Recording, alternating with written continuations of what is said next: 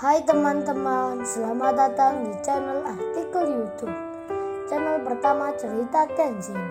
Kali ini admin upload lagi ya. Terima kasih.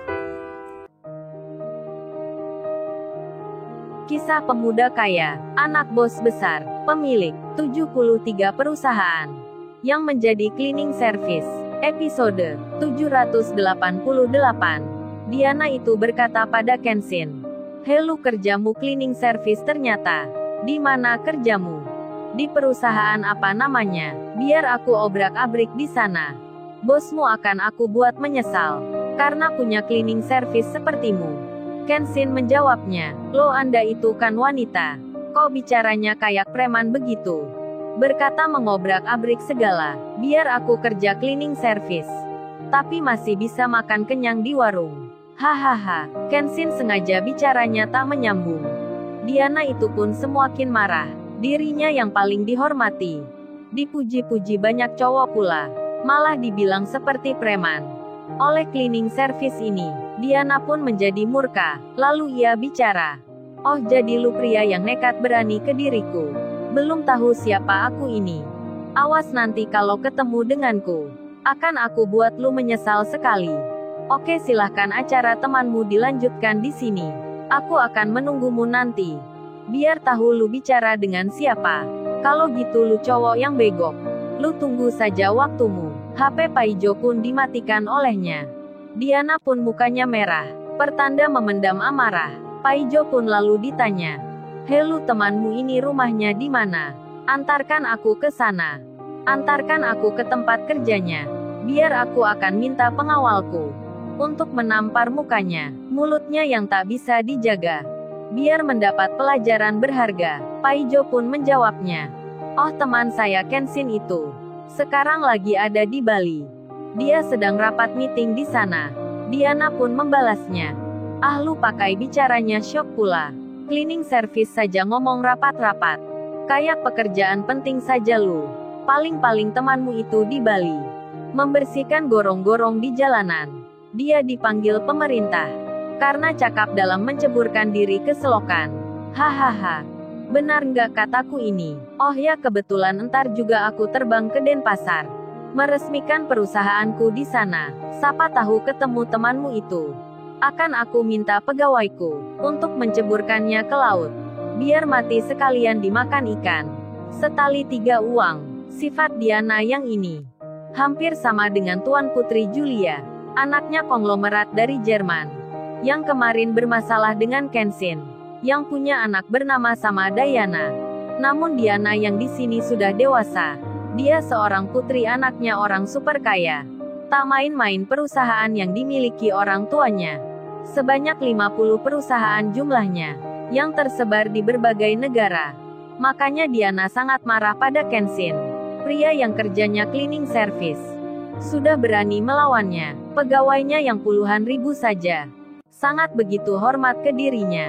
Tak ada satupun yang berani melawannya. Kemudian Diana keluar ruangan, dikawal beberapa orang di belakangnya. Paijo pun sama akan meninggalkan hotel itu.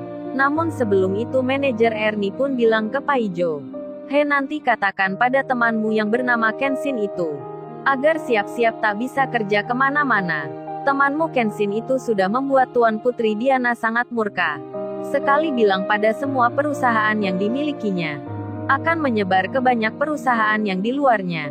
Kalau dilarang nama Kenshin dan dipasang fotonya, temanmu akan di blacklist dari semua perusahaan. Dia tak akan bisa melamar kerja kemana-mana.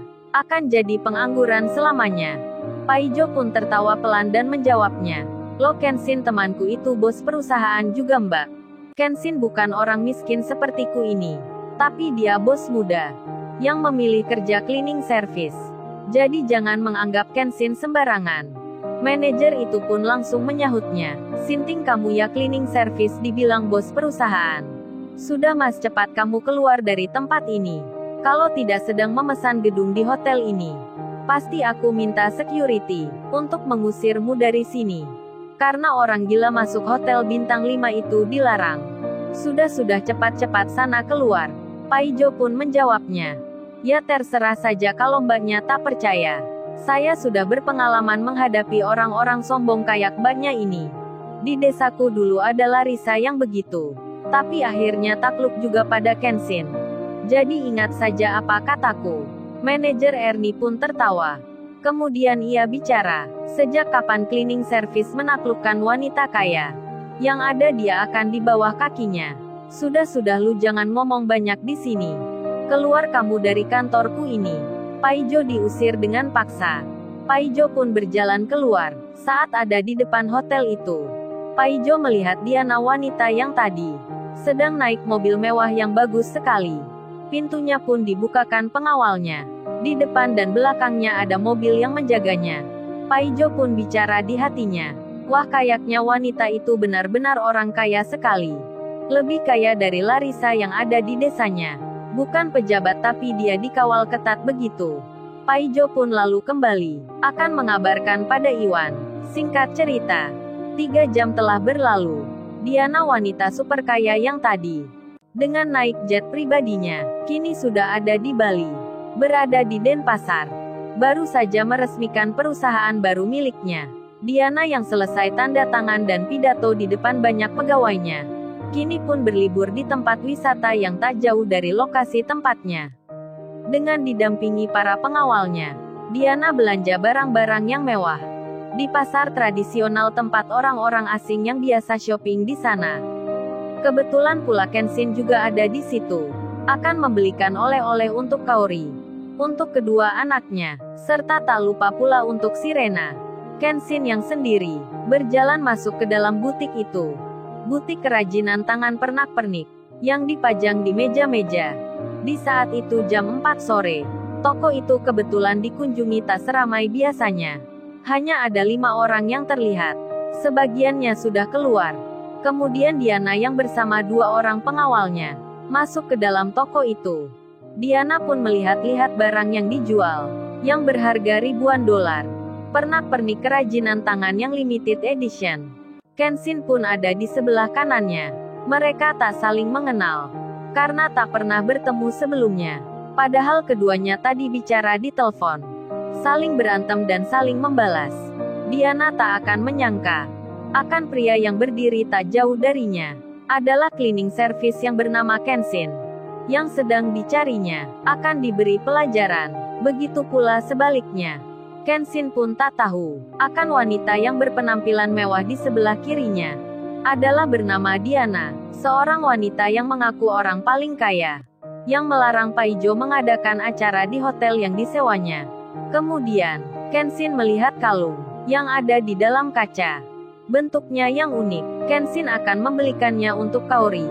Pasti Kaori akan senang memakainya. Kenshin berjalan untuk mengambilnya. Di saat bersamaan itu Diana juga sedang mengincarnya.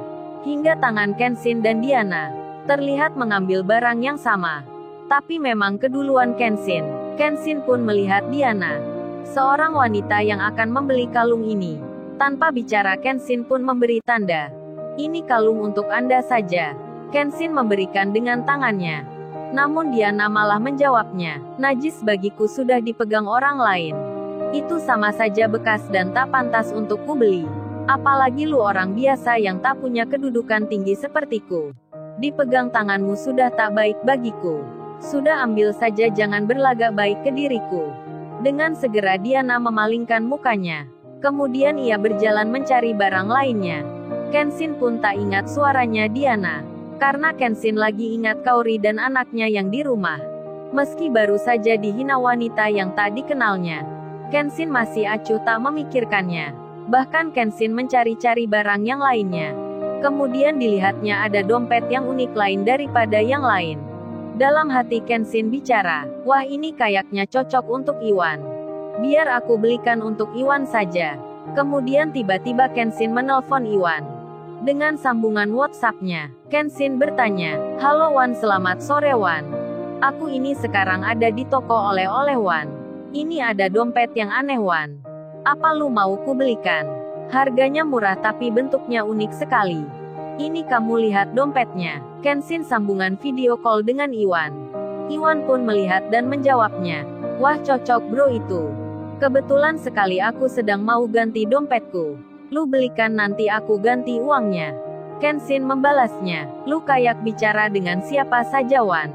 Pakai ganti uang segala denganku. Di saat itu Diana yang berada tak jauh dari Kenshin.